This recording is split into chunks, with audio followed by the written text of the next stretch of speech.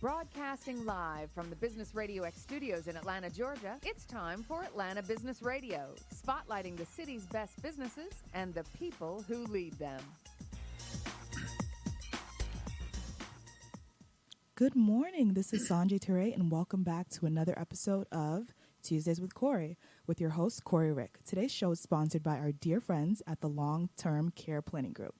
I always say this is one of my favorite shows on the Business Radio X platform simply because it just showcases and highlights women and all the amazing things that they're doing. So thank you so much again, Corey Rick, for just being the host of the show and showcasing our women and the amazing things that they do.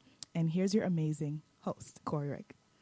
Sanjay, thank you very much. We appreciate that. Of course, the Tuesdays with Corey show, we highlight and we talk about all the great contributions that women are making to their communities, to their organizations, and to their industries. And today, I think we've outdone ourselves today because we have another great guest, and today's guest is Lisa Winton.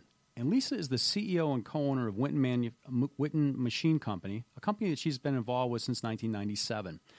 Lisa's current responsibilities with Winton Machine Company include overseeing sales, marketing, finance, human resources, and business development. Unquestionably, Lisa brings a wealth of business success and experience to our show today. Lisa, welcome. Thank you so much for having me. Well, you're going to be a great guest, and you have a wealth of business experience, Lisa. Introduce yourself a little bit further in your experience to the listenership, if you would. So I came to Atlanta from University of Florida, and I just fell in love with the city back then. It was a young, vibrant city, and it's grown a great deal because that was many years before the Olympics. So I've just watched the city grow up, and it's kind of fun. I'm just really happy to be here. I've started my husband and I started our company back in 1997.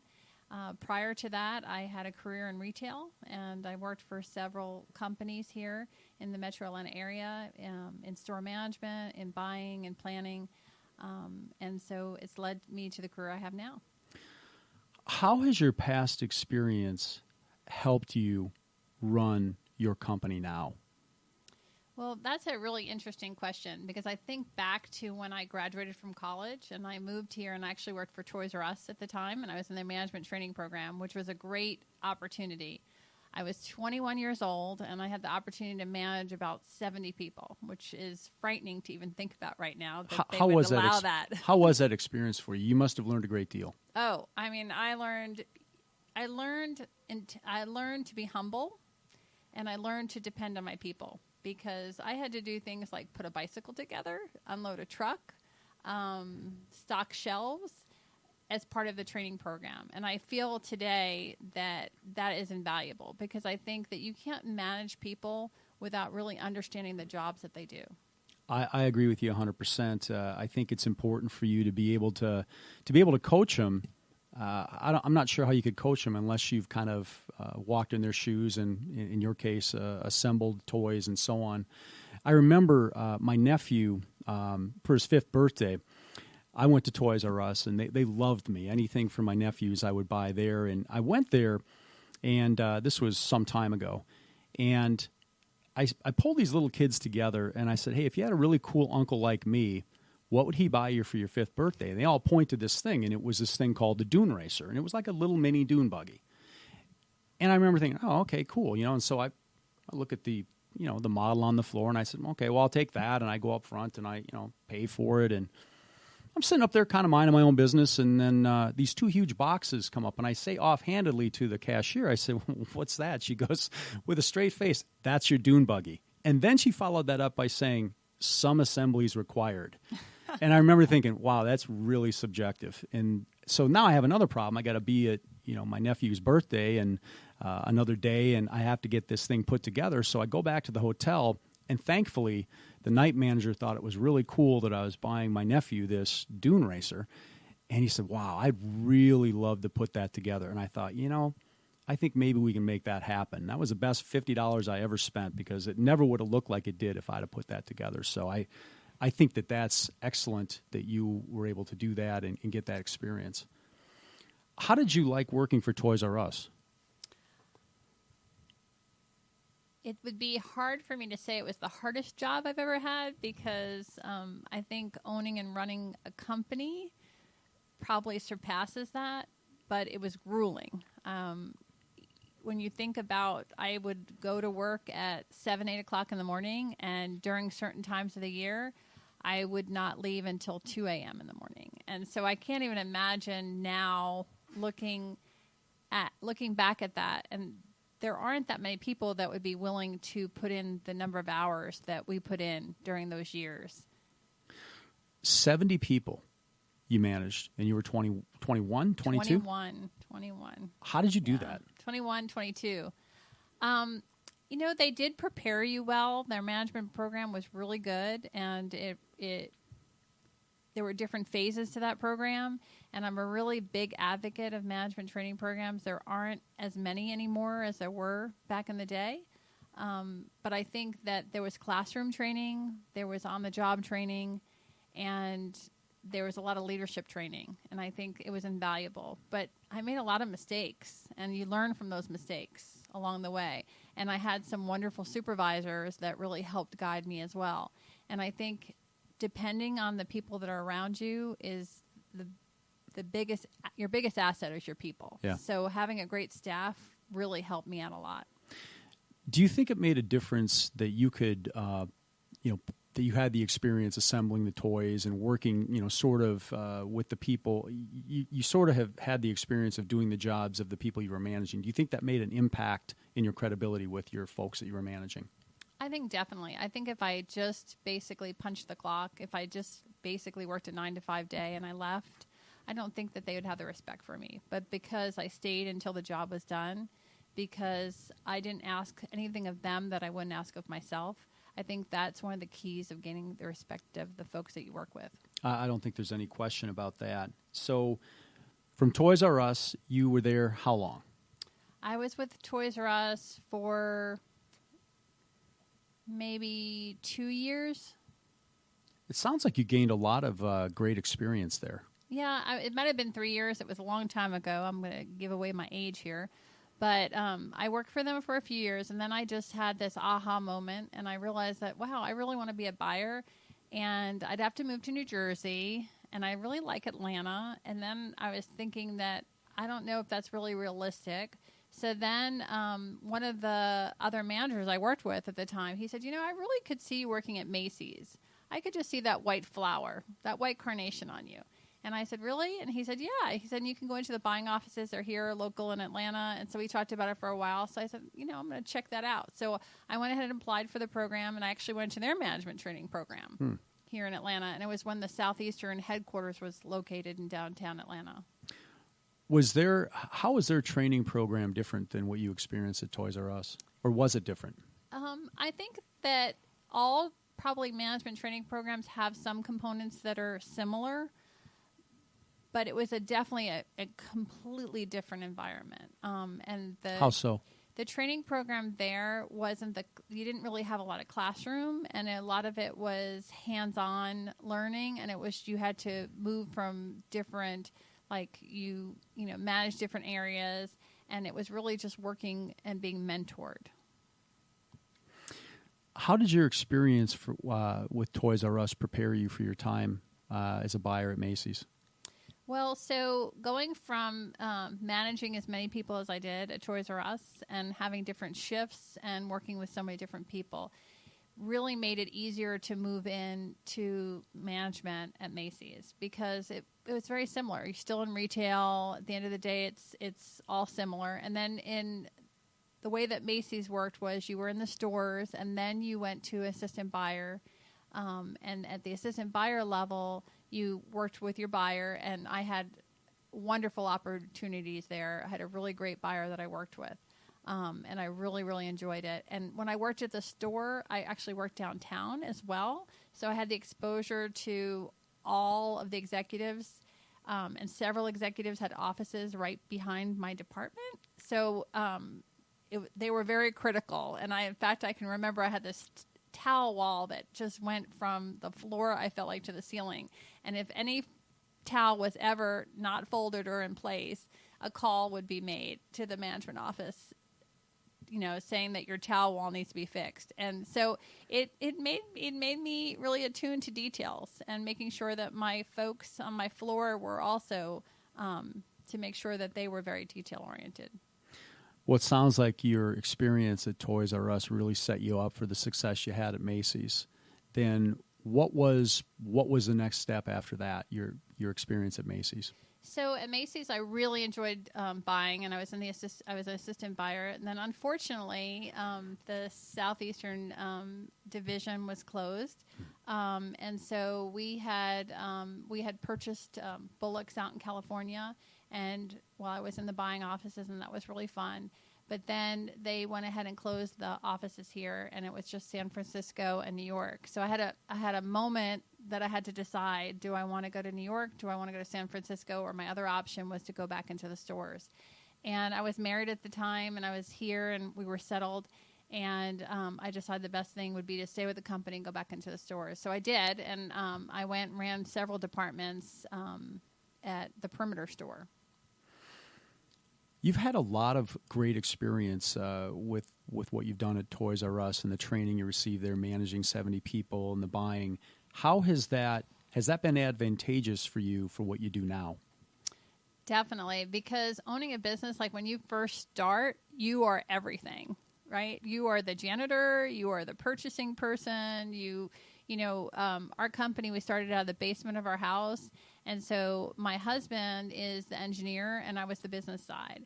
And so, for years I did purchasing, and that purchasing came natural to me because I had done buying before. And so I knew the way a buyer thinks at that point in time, and I knew the questions to ask. And if I had not had any of that buying experience, I think purchasing would have been very difficult. And I think managing people is very difficult if you have not had any sort of management training experience. And I've seen that firsthand because I have, we've put people into positions that we should have given them more training, and it really wasn't fair to them. It was definitely our fault. I think as a leader, you have to take responsibility a lot of times for a lot of the things that go wrong. Yeah, there's no question about that. It sounds like you've been extremely effective at building teams. Do you think that's a fair assessment? I think that's a fair assessment. I think that it's always the most difficult part of a business, whether it's your business, it's someone else's business, you're a manager. I think no matter what level of supervisor you are, I think you're dealing with a lot of personalities, and a lot of times we have to remember that people have lives outside of the company. And so you don't know what's going on in their lives outside. You don't know what's walking in every morning. Yeah, 100%. So you're splitting your time between overseeing sales, marketing, HR, and business development. How do you spend your time given the enormity of those responsibilities? So for sales, we have a strong sales force of very, very experienced people. So I'm just really a support person where that's concerned. And marketing, I have a wonderful marketing consultant that I work with, and she keeps me on track. Teresa does a really great job of making sure that I stay on task. And she gives me my list, and she follows back up with me to make sure that I've gotten everything to her that I need to. Yes, I would say knowing Teresa, one of the many things she's excellent at is keeping things on task and making sure the ball is getting moved down the field. Yes, because, that's one of the hardest things. Everyone says, I can multitask so well. None of us can multitask well. Really, the reality is we can do one thing and one thing well, and then we need to move on to the next thing. And so she really forces me, like with deadlines, and she, follows back up. I need this by this date, and so it keeps me on track when it comes to marketing, which marketing feeds sales. I mean, marketing is the thrust. It's so important, and it's always the first thing to go in a company. And what about HR? So what are your thoughts on that and your involvement there? So I use a PEO company, and so a lot of the technical things are done through that PEO company, but you're still ultimately responsible for feeding that. I am last man standing. So we have a manufacturing manager and we have supervisors. So when things get to me, they've usually gotten to the point where, I need to mediate. Or I just need to listen. And sometimes people just need to be heard. I mean, that's the most important thing at the end of the day, is that you feel like you've been heard. I picked up that your team and building your people are it's very important to you. You made a comment earlier about you're not sure what people are dealing with. It would appear that you have a very, very strong perspective toward work-life balance, and that you want your folks that work for you to have that. Is that accurate? It is accurate. It could be a challenge. So we have flexibility in our work hours. And what does that mean? What does flexibility mean? What does that mean? Right? Yes. It's a very hard thing, because I've heard of companies that do, instead of having PTO, instead of having a number of hours that folks have vacation or sick days, they have unlimited. And I say, how could you have unlimited vacation policy? How does that work? I mean, I can't even begin to imagine how that works. So we're not that flexible, but we are flexible enough that, when we started our company, we had a newborn baby. And I know that I wanted that flexibility. When my kids had an event at school, there was a performance, maybe I wanted to go in and have lunch with them. Sure. I didn't want to miss those opportunities. I didn't want to look back and say I'd never had the opportunity to go into school and have lunch with my child. So I felt the same way for my employees. I felt like if they want to go have lunch during the day with their child, they should be able to. If there's something in the morning that they have to do, they have to drop off at daycare. I mean, the reality is most of my folks, if they're married, both are working. So why is it that the man can't drop off? Why does a woman always have to drop off, right? So the majority of my workforce is men. So sometimes they have to drop off at daycare. So what we do is we have flexibility in what time do you start. But that means if you're committing to starting at 7 a.m., you need to be there clocked in at 7 a.m., not 7:15, not 7:10, but 7 o'clock. And so we were finding that was kind of a difficulty, was we were really flexible for years, and then we found that people were taking advantage of those policies. So we have constant conversations about that, about the fact that I want to keep that flexibility there so that you can have that work-life balance. But there are times that we're super busy, and we're going to ask of you a lot more. We're going to ask you to be here to make sure that the product gets out the door and that our customer is served. And then there's going to be times that, that if your regular schedule is 7, I really need you here at 6:30, I'm going to ask. Do you feel like given the flexibility that you give your folks, that it really puts you in a good position to ask for more in those times when your company's very, very busy? I mean, it would seem so, looking from where I'm sitting. I think that asking your folks for more is more than just offering them flexibility. Yeah. I think it's about creating a place where they feel safe, they enjoy the work environment that they're in. And, we have our ups and downs, there's moments that everyone doesn't get along, right? Yeah. It's not that kumbaya feeling in the workplace. But then there's other times where everybody gets along and it's really a great team environment. So it's just, what I told someone yesterday, I said, there is no person at our company that's any more important than another. So we are dependent on every single person in that building to make sure that from the point of the initial contact with a customer to the point that the machine ships out the door, to even beyond to the installation on the floor and to follow-up service.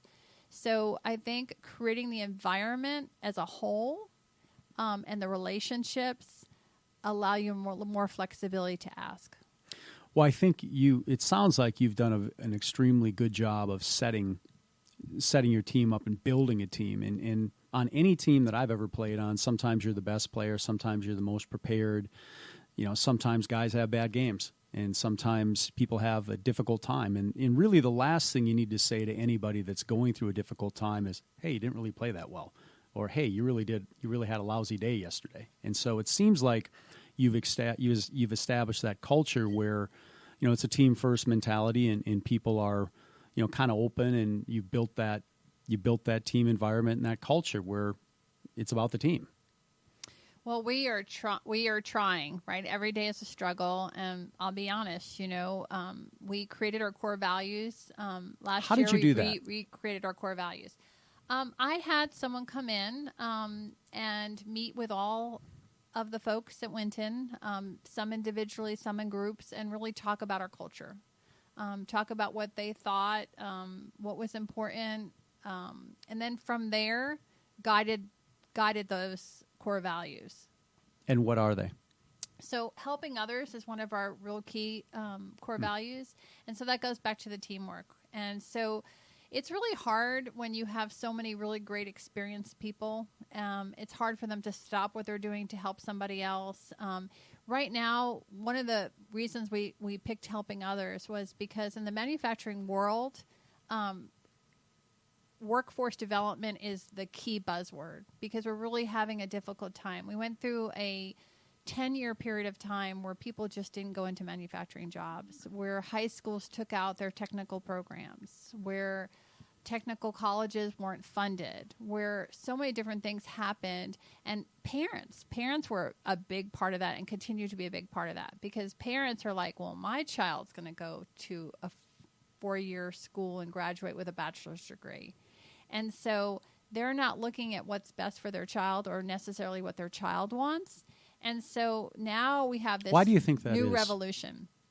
I think it's because, I had a situation where somebody's it was a friend of mine, acquaintance, and she said to me, we were talking and it was graduation time and I was asking, what their child was going to do after graduation. And so she was really tentative to tell me and her child was going on to a technical school. And so she was going to be a hairdresser. And so I thought that was fantastic. And I thought to myself, wow, well, I know how much I pay for my hairdresser. My hairdresser only works 3 days a week, has a great flexible schedule, and comes home with a great income and is super happy. So why would you not be happy for your child is what I'm thinking. Well, I think it's funny. We were talking before the show about, when you're 19 or 20 years old, what are you supposed to do? And I think, being happy is right up there at the top of the list. I think you have to take a first step. And if you are a hairdresser, hey, maybe you own the salon. You can set your own hours if it's what you love to do, if it's your fastball. I mean, I personally don't see anything wrong with that. And I'm not sure why a parent would be hesitant to talk about that if their child really enjoys that and feels strongly about that. I think a lot of times as parents, we have this vision of our child and we have this vision of what we would like them to do. And I think it's really hard to step away and let that child figure out what they want to do on their own. Because we need to be the support system for them, but we can't make the decision of what's going to make them happy in life. So with technical schools, we're really lucky in Georgia. We have 22 technical colleges here in Georgia, and we lead the nation. And I think most people don't know that.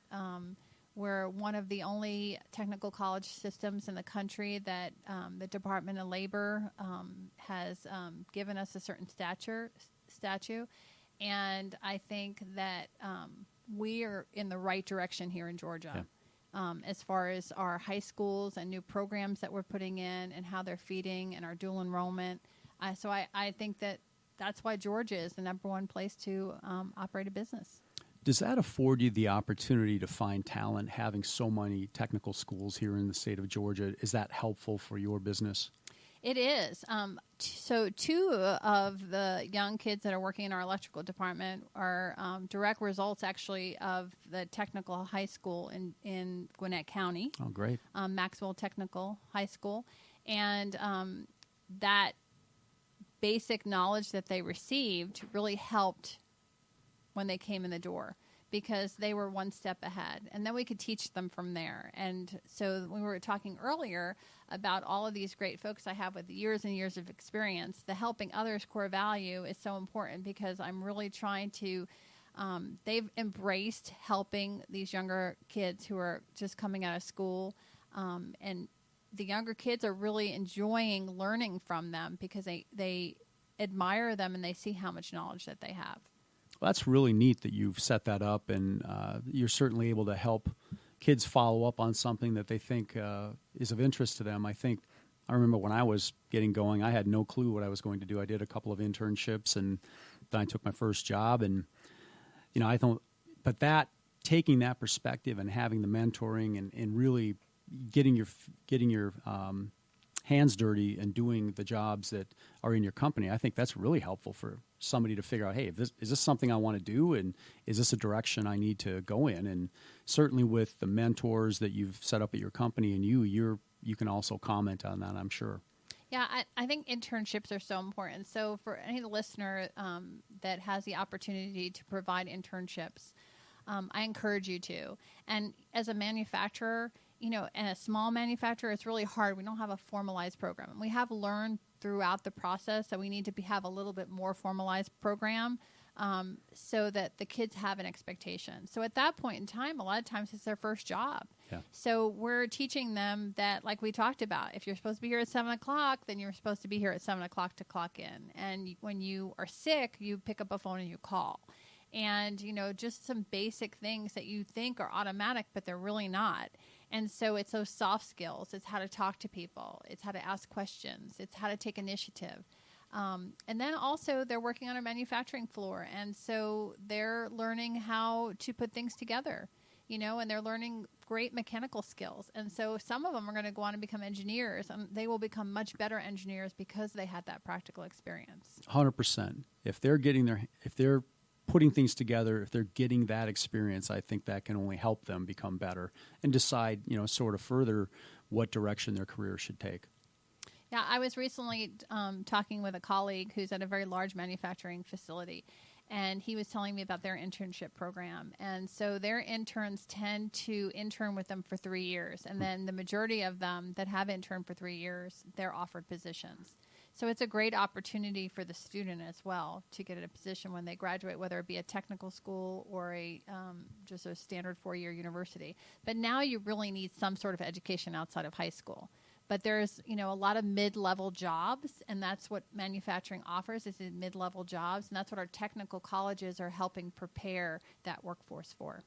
It seems like the internship program is a win-win all the way around. I mean, the companies that have, a student for a summer or 3 years, that's a summer or 3-year interview. For the company to determine, hey, is this person fit? And vice versa. I think you're doing a great thing for the students by giving them that experience and giving them perspective they need to figure out, hey, is this the direction that I want to go in? And that's one of the mistakes that we learned was that you need to provide feedback. So if it's a student that you're probably not going to ask back, well, why aren't you going to ask them back? Because it's a safe environment for them to learn from that experience. And so you need to give them that feedback. How do you do that? You be honest, and you sit down with them, and you, just like you would do a review with an individual, and you basically give them a review.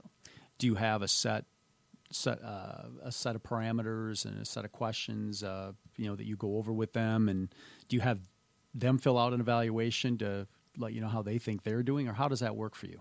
Well, actually, that's a really good idea. We should probably do that. So we are working on a process. So, when we talk about business, people, process, product, right? Those are the 3 main keys. We've talked a lot about people, which is always one of the most difficult things. Process is probably the other most difficult thing for us. And so as a small company, I think process, probably a large company as well, but a small company, growing company, processes are so important. So that was something we learned by making mistakes. We felt like we didn't do a good enough job. And so we have put in a process in which we have feedback forms and that our supervisors meet with and give verbal feedback to the interns. Yeah.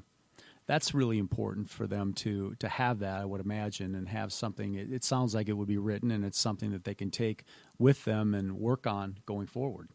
Yes, and I know the high school that we work with, one of the high schools we work with, they actually have a form that they give us like every few months that we have to fill out. It's a feedback form.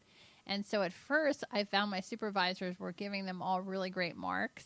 And then I said, okay, you need to be really honest because this is not helping the student. If there are areas for improvement, we need to let them know. And so we should be letting them know before we give this paper to the school. And so that's another thing that we learned. So you've had all of this experience with Toys R Us and with Macy's. And in the late 90s, you and your husband start your company. What led you to do that? Well, it would kind of happen by mistake. How so? It was definitely not purposeful. So my husband was one of those kids who went to high school and he didn't really apply himself. but he did work on cars, and his dad had a machine shop, and he worked around that since a young child. So he got to the point where his parents said he wasn't going to go to college. His parents said, you need to get some sort of training for a job. So he went to a technical high school his last year and a half, and then he did an apprenticeship as a machinist. And so he decided, I think about 2 years in, that he did want to go back to school and he wanted to become an engineer. So he went to the county college, and then he went on from there, and he went to Rutgers and graduated with honors as an engineer. So he had a really strong engineering background and manufacturing background. He worked for several different manufacturers, and he wrote an article for a publication.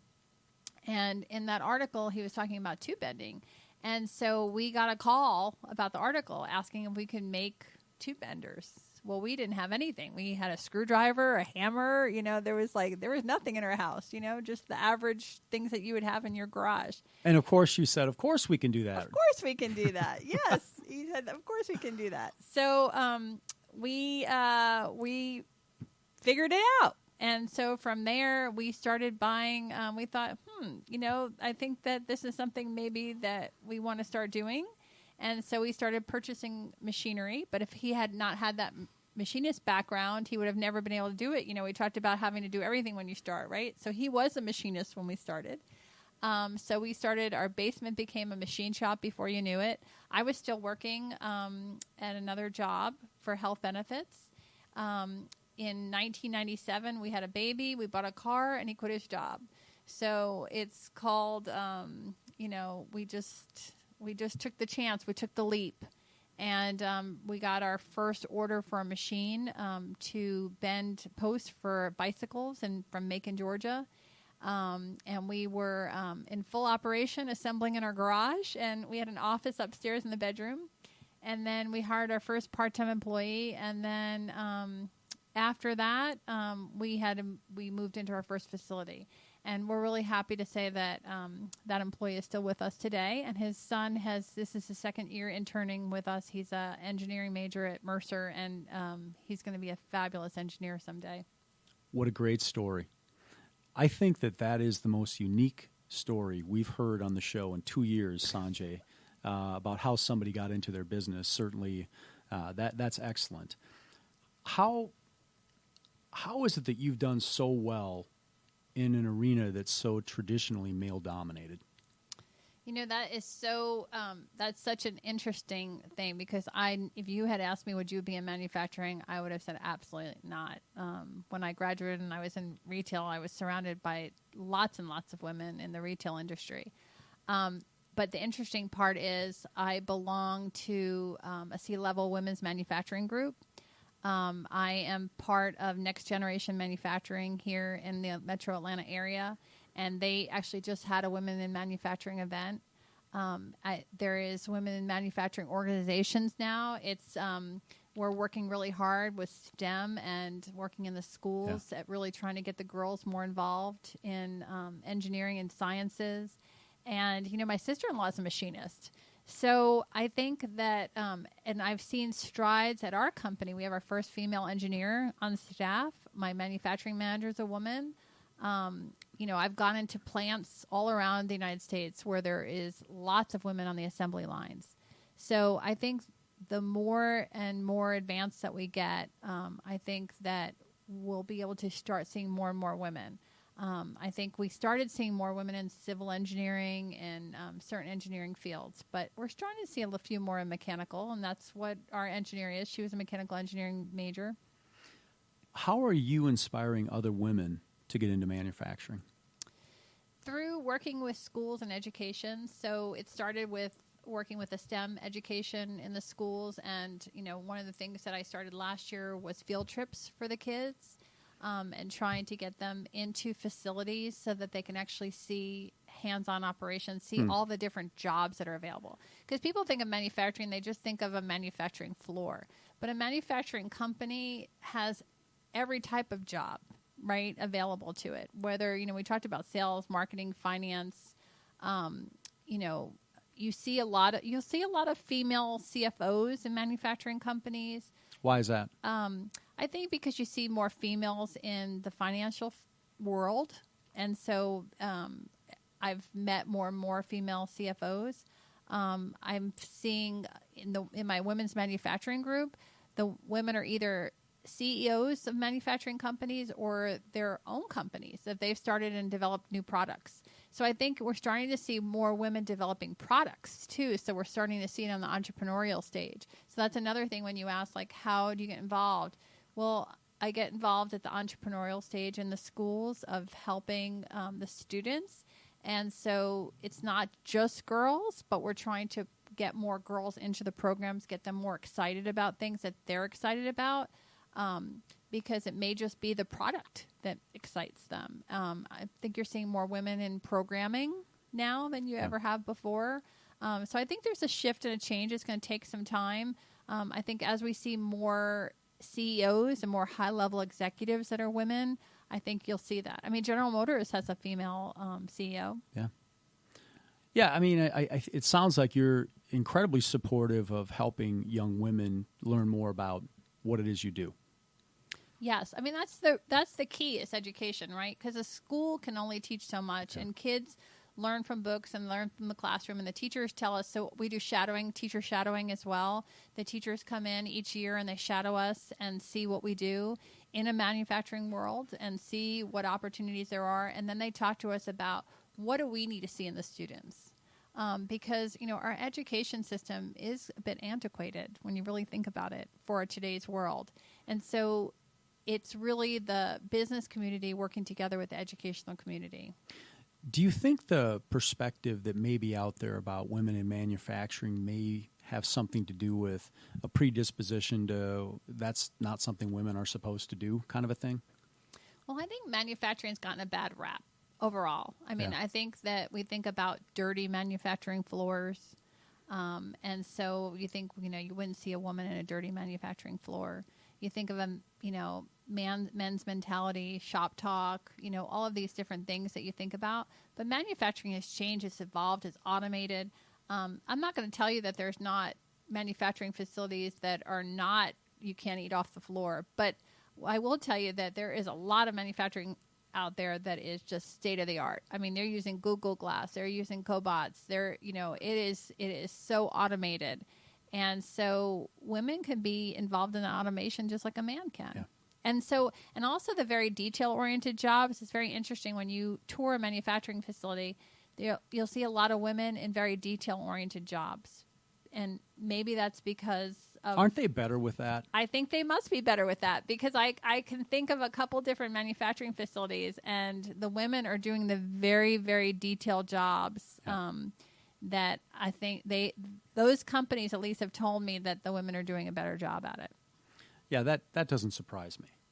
How are you getting your new clients, your new customers? So we talked about marketing before, right? Everything kind of starts with marketing. And so it's the opportunity to get your name out. Everything these days is internet.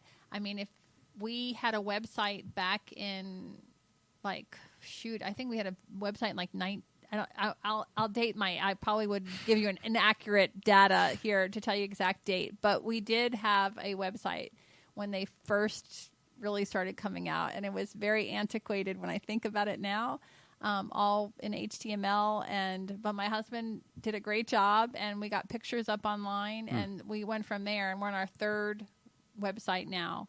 And so the web is so important. I mean, I think, for those of you that know manufacturing, that Thomas Registry were these big, massive volume books. They came on the shelf, and we used to advertise in those books.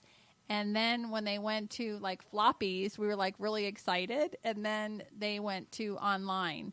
And so really search engine optimization. It's everything that you can do to drive people to your website. So it's your blogs, it's your writing, it's giving information to your users. You used to say keywords, but I don't want to go to a website that says to Bender 15 or 20 times on a page. What good does that do me? But if you give me a good article that I can read and I can learn from. So, one of the things that we did was George wrote an article for 7 years for a technical publication. And we have all of those articles up on our website. So that's great information for our really customers helpful. to come to. And we'll look at the statistics a lot of times at what pages people are coming to. And they're coming to those articles because those articles are helpful for them in their everyday life. And we're searching differently now than we've ever searched before. We're really just searching for information now. So, it's okay if someone comes to your website 20 times and they don't buy something or they don't call you. The hope is eventually they're going to give you a call when they need something. And so I always took that Macy's philosophy, and maybe it was my days at Macy's, but, you can remember Miracle on 34th Street. And Sure. you know how Santa said if someone came to him and Macy's didn't have it, but Gimbel's had it, they'd send them down to Gimbel's. So we have the same philosophy.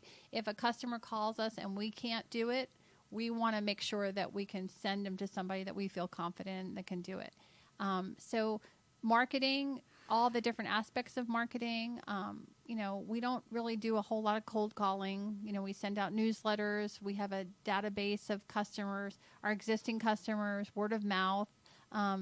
Today, one of our customers was kind enough to allow us to bring some other customers into their facility to see a machine in operation. Oh, that's cool. So those relationships, I think selling is all about relationships. And, at the end of the day, I just want to solve my customers' problems. So I hope that they can feel like, when they come to us, that first contact all the way to the end. And so we're not just selling a product because they can buy from China. They can buy a tube bender from China. So, and a lot less than ours. So I want to make sure that we're solving their specific problem and we're not giving them more than they need either. I don't want to upsell them something that they don't need. Well, it's obvious to me that relationships are paramount to you, and I think another thing that has served you well is you've taken this educational perspective, and I think that's allowed people to sort of come to you as opposed to you pursuing them. Do you think that's accurate? I think that's accurate. I think that once you get involved in your community and you get involved in various things, I think you kind of find your passions and then you find your connection. Yeah. And so, we were talking, before the show about, what you're rated, the one thing that time is that one thing that you can only have a limited amount of. And so how do you use that time to really get everything that you want done and to make the biggest difference? And so for me, I feel like now I have the opportunity to serve. I'm very happy to have been appointed to the State Board for Technical Colleges in Georgia. And so now I'm making relationships with the different colleges and having those relationships and learning from the high school level and being able to make those connections, to other manufacturers that I know, and networking with other manufacturers because I learn so much from them. And every conversation I learn more and more that helps my business. What's your greatest challenge in your business now? People. How so? People. It's always people. That always comes down to people. It is having the right people on the bus. That old expression, sitting right? in the right seats. Are they sitting in the right seats? Have they has the position outgrown them as you've grown? Are they able to keep up? Accountability. Are they giving you 110%? How people are talking to one another, how they're working together as a team.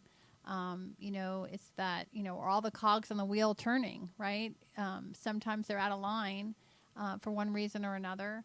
And, you have, and when you get to the point where you have personal relationships with people, you have to be able to disconnect for that as well for what's better for the company and better for the team overall.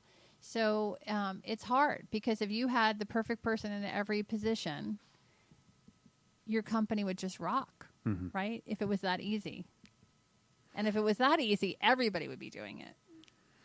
Well, I think you've touched on a number of things there. I think it's important to get along and have personal relationships, but I think it's equally important to be able to have that disconnect. If something needs to be done and we need a course correction, that's certainly something that is important to be able to bring up and to be able to deliver. It is, and I know that I've benefited from a business coach because it's good to have somebody. There's two things I've benefited, actually three. I've benefited from a business coach, which is on a personal and professional level, and it gives you a good insight because sometimes you do get too personal, and you need somebody to give you that perspective. I belong to that women's manufacturing group. We meet a couple of times a year, and so that's really great for best practices and for resolving issues. And then I belong to a group that meets, and it's like 12 or 13 business owners of varying sizes. I'm probably one of the small ones in the group. And so we have speakers, and we share stories, and it's a great place to even vent, but to talk about what's going on, to process your issues. Sure. And so I'm a firm believer in all those resources and helping you and continuing to learn. Well, the business coach thing, I think, is I found a lot of value in that. We were talking prior to the show about our experience with that, because I think as the owner and the CEO, if you ask an employee, maybe there is the question in the back of the owner's mind: am I getting the straight scoop here? Am I being told what they think I want to hear? Am I being told what I need to hear? And I think with a coach, I think it's important to get it unvarnished and to hear what you need to hear as opposed to what you want to hear.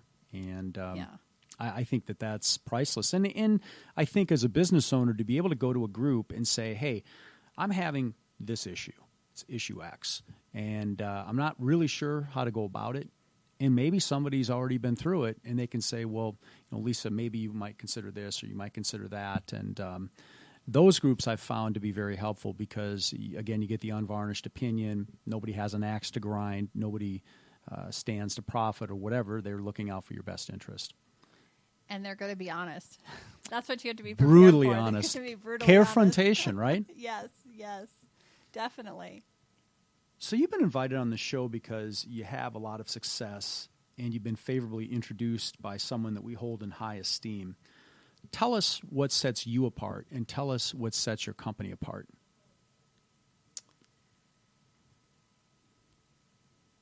I'd say that what sets our company apart is our products. I think that many of our products are outstanding. I think they're value priced. But I wouldn't say that I stand on just price. I would say that it's experience. I think it's the whole process, the sales process. It's the fact that we go into the sales process with the end user, the customer in mind. We're not trying to upsell. We're trying to resolve their pain point. We want to make sure that their manufacturing process is the best as it can be. We want to make sure that our products on their floor are saving them money, that they're getting the return on their investment quickly, and that, labor is a problem for everybody. We talk about unemployment rate being low, and there's a lot of jobs out there that go unfilled. And as baby boomers continue to retire, that's only going to get worse. So automation is important. And so that's what we do. We automate processes. So I think what really sets us apart is the whole process, is that we're not just selling you a product. We're selling you a solution, and we're there well after you receive your product. So if you call us, we're going to be there. We're going to make sure you're up and running. Sometimes it's painful because sometimes somebody's machine might get put off to the side a little bit because somebody else's machine is down in the field. But we feel like down in the field means you're losing money every moment, and we want to make sure that you're up and running. And so I think the fact that we really care about our customers and we care about their businesses and that we want to make sure that they're succeeding, I think that makes us stand out. It seems like, from knowing you and spending the time with you the last hour or so, it seems like you've done a very, very good job of creating what I would term consultative engagement, where you're really looking to help the client, and sometimes it means that they do the business with you, and sometimes it means they do it with someone else. And I think if I'm that client and you're honest with me and say, hey, I can't do that, but here, Sanjay over here, she can do that. I mean, I think your credibility goes up markedly with someone like that, and that would resonate with me. And I think people don't want to be sold. I think they want to be helped. They want to get their questions answered, and they want to be talked to in a way that's similar to how you may want them to talk to your parents. And just look out for them and help them out. So I think you've done a tremendous job of doing that. What's the thing that brings you the most satisfaction with your company? I'd say there's a couple things. I'd say one, when a machine leaves the dock, it's installed and there's no problems. That gives you a lot of satisfaction because you know that they're up and running and there's no follow-up needed immediately. But I'd say really what gives me the most satisfaction is I love creating jobs. You know, HR can be headaches at times, but at the end of the day, I love when I can create a job. Because, you know, when you pull into the parking lot and you park your car and you're looking at all those other, someone told me this and probably in my group, but you're looking at all those other cars in the parking lot and you know that they're all depending on you, right, at the end of the day, because you're the driver. And so I think it's just creating jobs.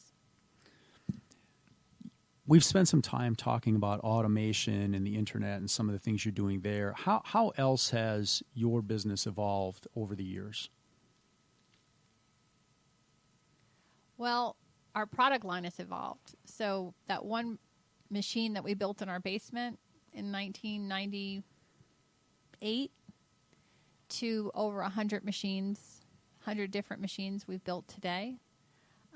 We are constantly evolving and growing and building new machinery that are not one of a kind. That, you know, like a machine that we developed just maybe 4 years ago, and we've probably sold our 12th machine now. So of that particular machine. So we are constantly evolving and growing our products, and that is a direct result of listening to our clients. Do your clients and customers are they repeat clients? Do they do more than one piece of business with you? Walk us through that. So you'll have a small company that will buy a piece of machinery and may not buy another piece of machinery for years to come because machinery lasts a long time, but they're going to need spare parts and tooling and so forth. Then you have, now there's so many mergers and acquisitions out there, and especially in the HVAC and refrigeration world.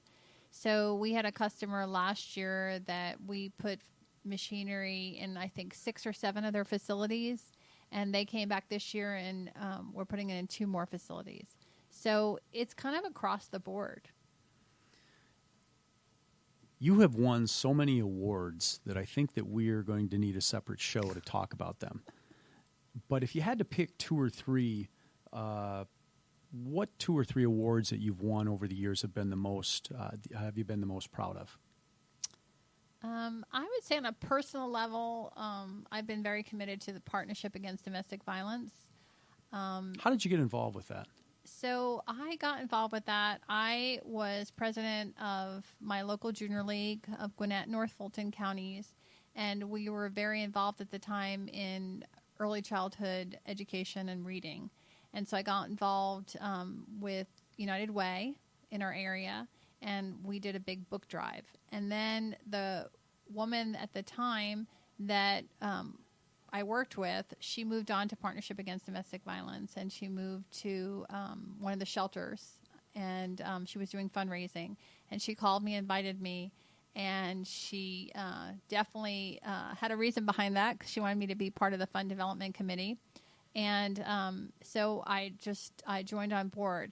But I think part of that reason why I joined on board was at the time I knew someone in my life who had been through domestic violence, and it was connected to work. And I went through a really, really hard time with her.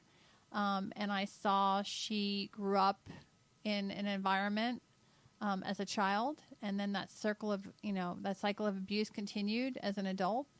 And I saw how the shelter could stop that cycle of abuse.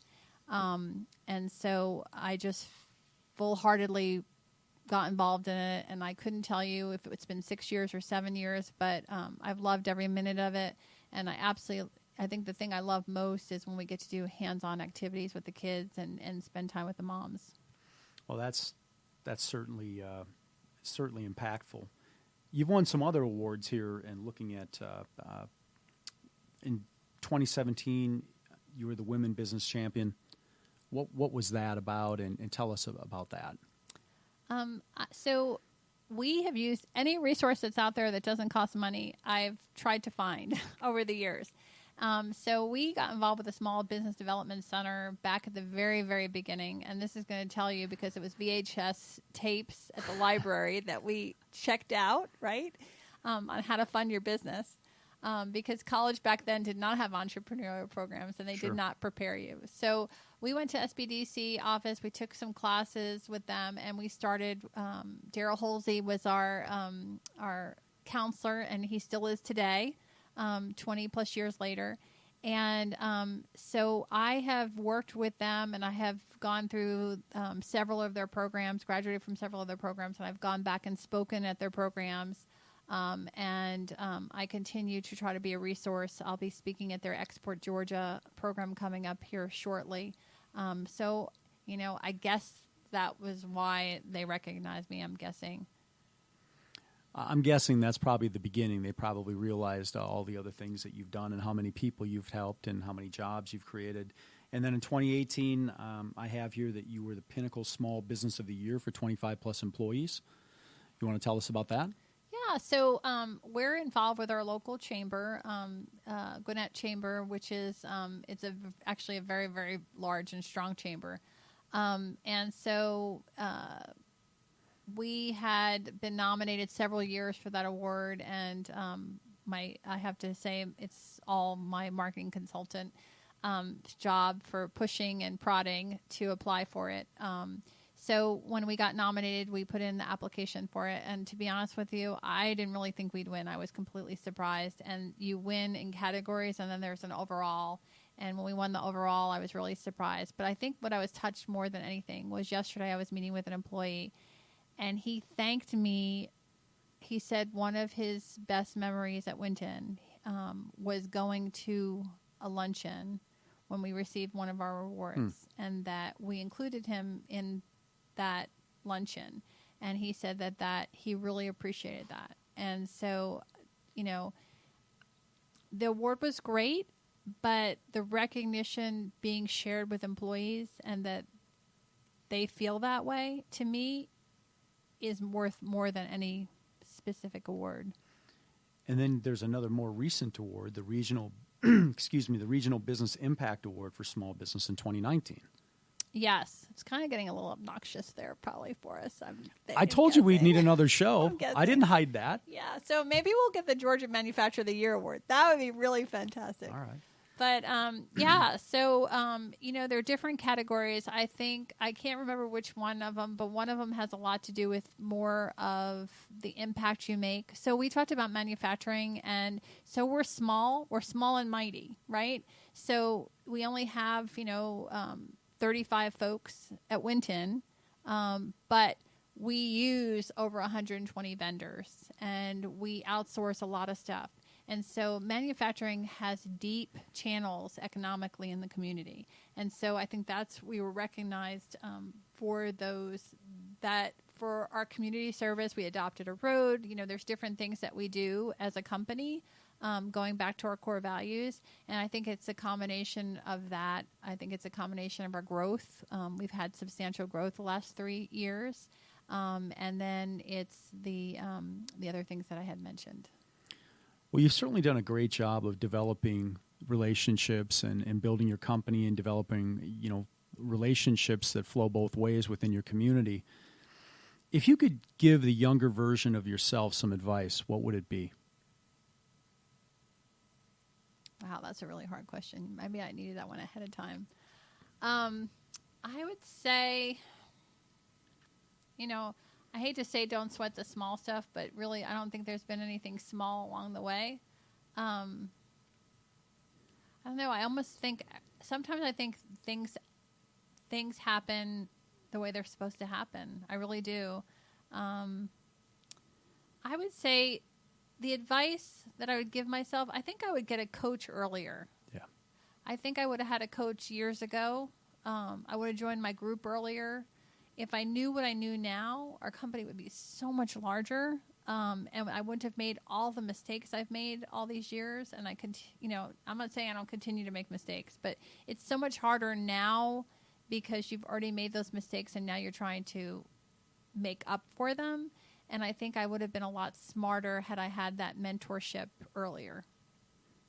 Yeah, I would tend to agree with that. I would echo the same sentiments. If there were a young lady that wanted to follow in your footsteps, what advice or what insight would you have for her? I would say find somebody, we talk about relationships. I guess that seems to be our key for the show. I encourage, when I speak to young adults, I encourage them to find somebody that they feel strongly in as a mentor. Because business coach is someone you pay for, right? A mentor is just somebody that is there for you personally and professionally. And I'd say that really take heart of that person. People I've seen succeed in business have had mentors in their lives, and they've had really great mentors in their lives. And I think that they just help you through so much, and you need to find somebody that you connect well with. Great advice, Lisa. You've been a great guest. We appreciated of hearing about all the successes you've had in business. And if the listenership wanted to get in touch with you, how would they go about doing that? Well, you can reach out to me on LinkedIn, and you can email me at lwinton@wintonmachine.com. And you can come to our website, Winton Machine. You can always fill out the contact form and just put a note, send it directly to me. And I'd love to hear from you. Well, Lisa, you've been a great guest. Continued success. Thank you for being such a great guest today on the show. Thank you. That wraps up another episode of Tuesdays with Corey with your host, Corey Rick, brought to you by our great friends at the Long-Term Care Planning Group. Thank you for joining us today, Lisa, and this is Sanjay Ture for Business Radio X. Your voice is so good.